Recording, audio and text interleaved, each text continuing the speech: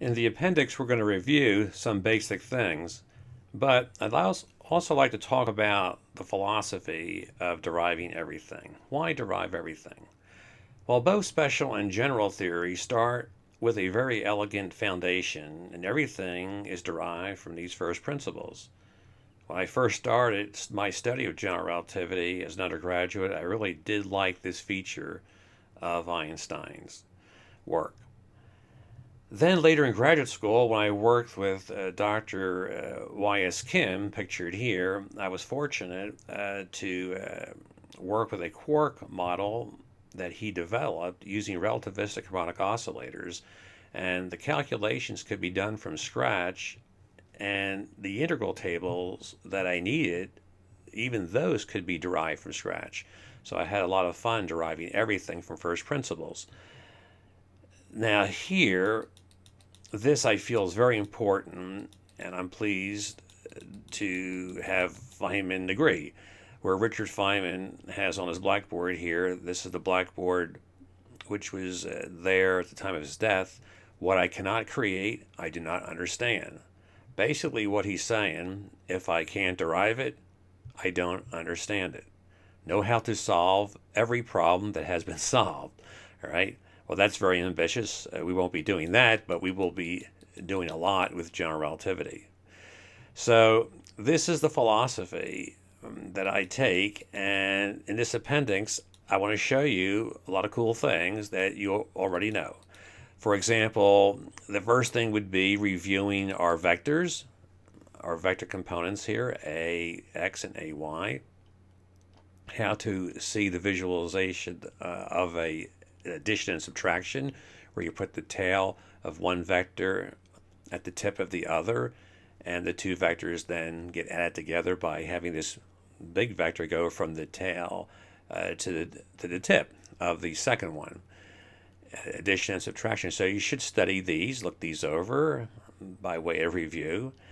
And here we look at things like scalar multiplication, for example, where you have a scalar multiplied by a vector, and you simply bring the scalar in and hit all three of the components.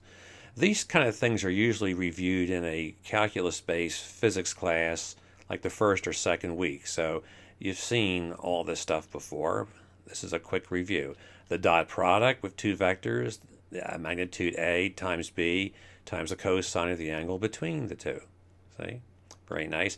And you can think of the unit vectors that have your cosine of either 0 or 90. I dot I is 1. The magnitude gives magnitude 1 because I and dotted with itself gives the length 1. They're lined up. I dot j, since they're perpendicular, would give 0. And with these rules, you can in general, derive the a dot b. In case you should work through this again, a dot b would simply be the product here of ax bx plus ay by plus az bz.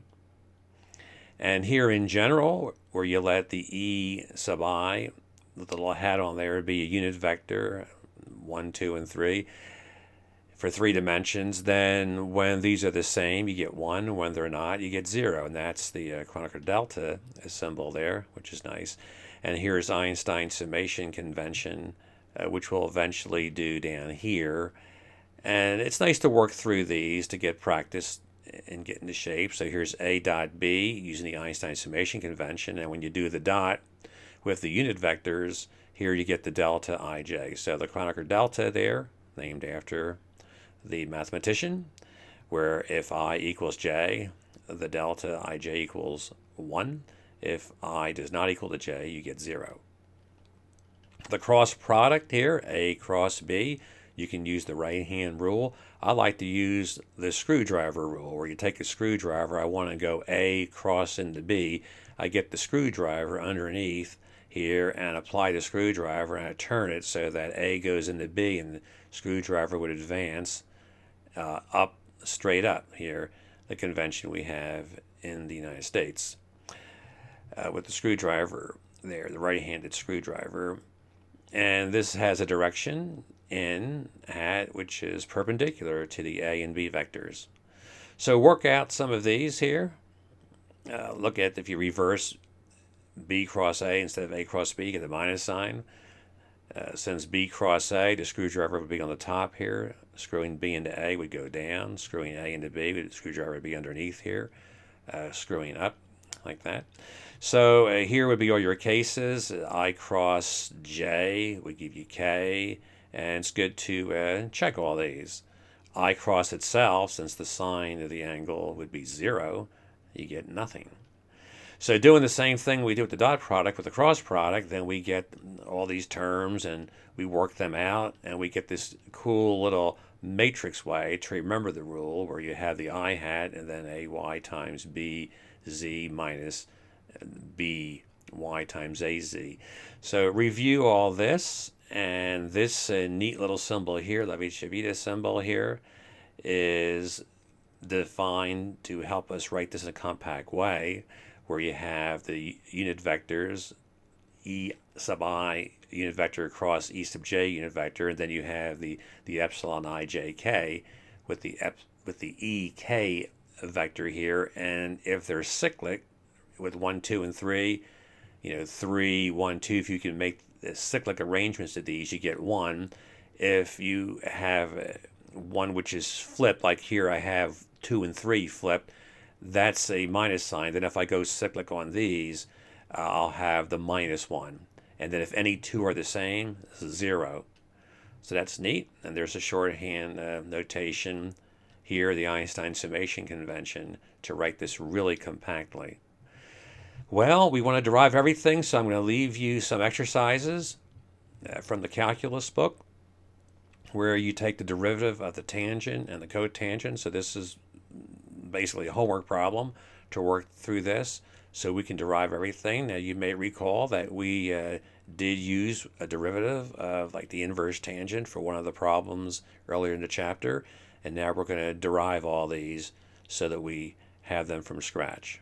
All right, so that's basically a set of homework problems. There's the inverse sine, the inverse cosine, and the inverse tangent, and their derivations.